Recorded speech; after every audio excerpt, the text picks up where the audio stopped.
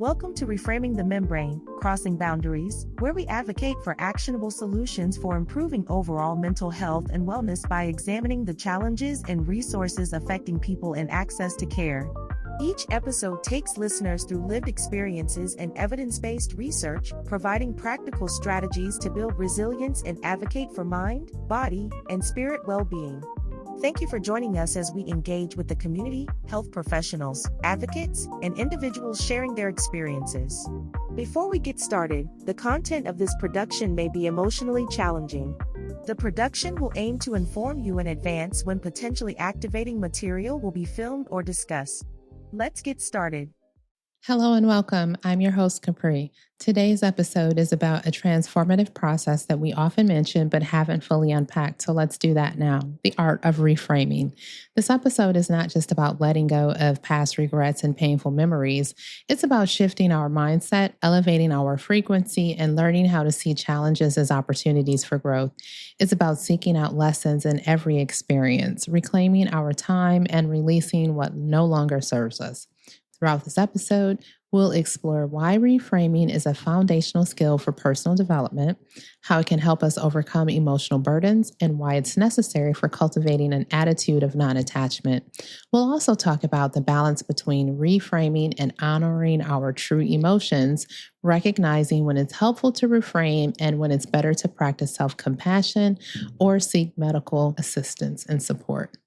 This episode will include interactive exercises, guided reflections, and real-life examples, so grab a pen and pad, find a comfortable spot, and let's dive in. The Reframing the Membrane Crossing Boundaries podcast is provided solely for informational and entertainment purposes. It is not intended to replace professional medical or mental health advice, diagnosis, or treatment, nor does it substitute for a relationship with a licensed mental health clinician. Always consult your physician before deciding about your physical or mental health. Before we can make real progress in reframing our thoughts and emotions, we need to lay a solid foundation. This begins with understanding why we hold on to certain feelings, memories, and regrets in the first place. Holding on often feels safer because it gives us a sense of control over the things we cannot change, but this false sense of control can become a burden, preventing us from moving forward. Reframing is about breaking free from these mental traps. It's about acknowledging our emotions and then consciously choosing a new perspective, one that aligns with growth, healing, and self-compassion. To do this, we need to understand why we struggle to let go and why our minds naturally resist change. Non-attachment isn't about indifference. It's about recognizing our emotions and becoming consumed by them. When we cling to past mistakes or painful memories, we often create a false narrative that tells us we're incapable of making good decisions, convincing us that we're undeserving of the things we desire. Let's explore this idea further with a quick example. Suppose you make a decision at work that has led to a significant failure. Maybe you lost an important client. If your professional identity is closely tied to success, this failure might trigger self-reproach and regret. You might replay the event repeatedly, convinced that you've ruined your career. Reframing this experience involves shifting from a mindset of self-blame to one of self-reflection. What did I learn from this? How can I apply these lessons in the future to avoid a similar mistake? This shift isn't about ignoring the failure, but about reframing it as a learning opportunity rather than a definitive setback. Take a moment to pause and reflect.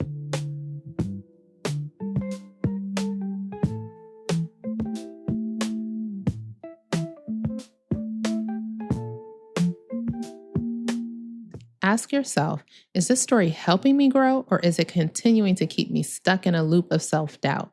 If it's the latter, try to reframe the narrative. Instead of saying, I made this terrible mistake, you might say, I faced a challenge and I've learned valuable lessons that will guide my decisions moving forward. This exercise can help us break the pattern of negative self-talk and start the process of building new growth-oriented perspectives. So let's talk about the upside of reframing regret. Regret is an inescapable part of life. We all make mistakes, take wrong turns, and experience losses that we believe could have been avoided. But regret isn't without value. It serves an important purpose. It teaches us lessons that can help prevent us from repeating the same mistakes. The problem arises when we become trapped in a cycle of regret. Instead of learning and moving on, we replay the event over and over, creating a false narrative that convinces us that we're incapable of good decisions. This narrative becomes a self-fulfilling prophecy, making it harder to trust ourselves in the future. Reframing regret involves recognizing its role as a teacher rather than a permanent marker of failure. It's about understanding that while we can't change the past, we can use its lessons to shape a better future. So think about a time when you made a decision that led to a breakup or a divorce. It's natural to feel anger, disappointment, and regret in the aftermath. But what if we hold on to these feelings? They can become barriers to healing. Reframing might sound like this. This relationship taught me what I truly need in a partner. It wasn't a waste, it was a step toward finding a healthier, more fulfilling connection. It's not always obvious when we need to reframe our mindset. So here are some common signs that you might be holding on to thoughts that no longer serve you. Perpetual frustration. You feel a constant undercurrent of irritation or dissatisfaction. This often stems from a sense of helplessness or a belief that you're stuck in a situation beyond your control. You replay a particular event repeatedly, reliving the pain or regret it caused, whether it's losing that job, a relationship, or making a poor decision. This kind of rumination keeps you anchored in the past, or you're wallowing in self-pity. This often arises when we believe we are victims of circumstances we can't control. It's a sign that we've lost sight of our agency and our ability to make positive changes. And rationalizing poor decisions, you find yourself justifying choices that clearly weren't in your best interest. And this is a defense mechanism that keeps us from confronting uncomfortable truths. And there's emotional exhaustion. You feel drained both mentally and emotionally and even physically. This often happens when we're carrying the weight of unresolved trauma, emotions without taking steps to process or release them. Let's do another exercise to help release these emotional burdens. Think about a belief or memory that you know is weighing you down and write a statement that summarizes your decision to release it. For example, I'm choosing to release the belief that I'm not good enough. By letting the thought go, I open myself up to confidence, self-compassion, and growth. I know my mind might resist because this belief has been a part of my identity for so long, but I alone have the power to decide to release it. Place this statement somewhere visible, whether it's on your desk, your mirror, on the back of your door when you're coming and going, and let this be a reminder of your commitment to letting go and reframing. The practice of reframing can transform every aspect of your life, whether it's personal growth, and you free up mental resources that were previously tied to negative thinking, allowing you to pursue your goals with greater clarity or improve mental health. Reframing can help to reduce stress and anxiety, making it easier to build resilience and maintain a positive outlook, or enhance physical health.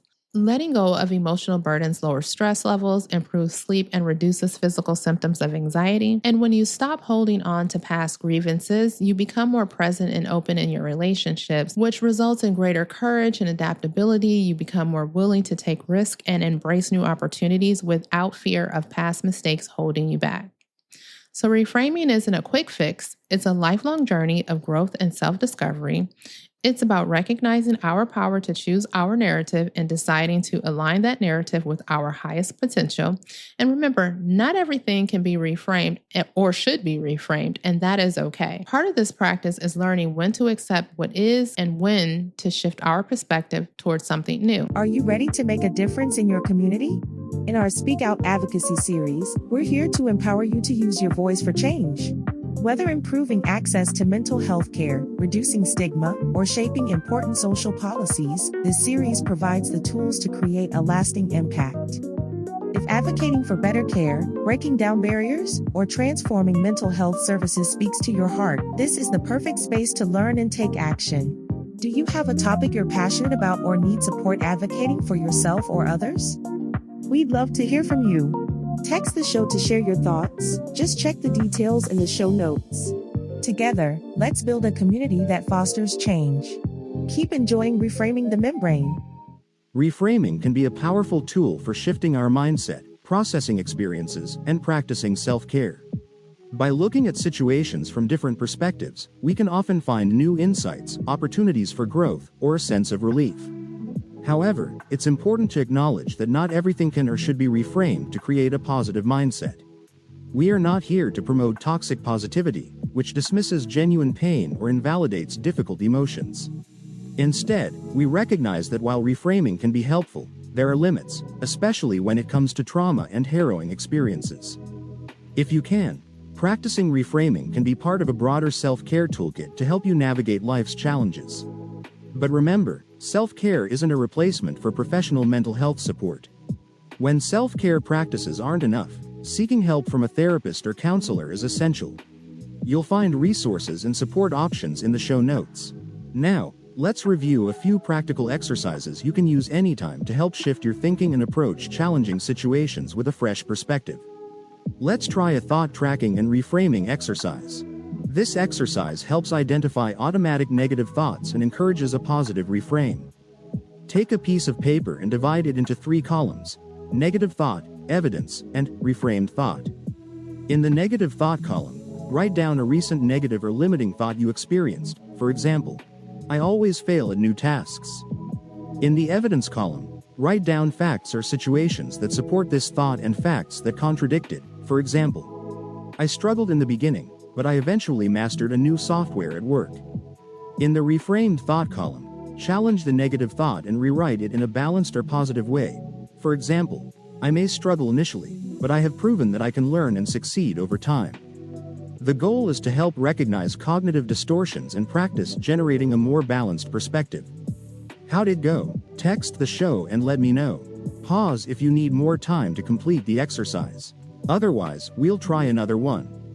The next activity helps to challenge assumptions and find alternative explanations for difficult situations. Recall a recent situation that activated a strong emotional reaction, for example, feeling ignored during a meeting. Write down your initial interpretation, for example, they ignored me because my input wasn't valuable. Ask yourself, what else could this mean? Brainstorm at least 3 alternative explanations. For example, they may have been preoccupied with their agenda. It could be that they didn't hear me. Perhaps it wasn't the right time for my input. Choose the most plausible alternative and reflect on how this reframe changes your feelings about the situation. The goal is to disrupt automatic negative interpretations and create space for more flexible and adaptive thinking. How'd it go? Text the show and let me know. Pause if you need more time to complete the exercise. Otherwise, we'll try another one. Let's try one more. Reframing through gratitude. This exercise uses gratitude as a tool to reframe challenges as opportunities. Think of a recent challenge or setback that felt overwhelming or discouraging, for example, a project failure or missed opportunity. Write a brief description of the challenge, focusing on the negative aspects. Now, take a moment to reflect on what you might be grateful for in this situation. Consider what you learned, how you grew, or what new opportunities emerged. Write down at least 3 things you are grateful for related to this challenge. For example, I learned how to handle stress better. I received valuable feedback. I discovered new resources that can help me next time. Rewrite your initial description of the challenge, incorporating your new insights and gratitude. The goal is to shift focus from a situation's negative aspects to its growth and opportunities, fostering resilience and a positive outlook. How'd it go? Text the show and let me know. So thanks for joining me today in this bonus episode. We'll continue our discussion about reframing, when it's appropriate, when it's not, and continue with some exercises to help you get into the mindset and practice of building emotional resilience and intelligence, because it's a cornerstone of well-being. Until next time, keep reframing, keep growing, and take care of your mind, body, and spirit.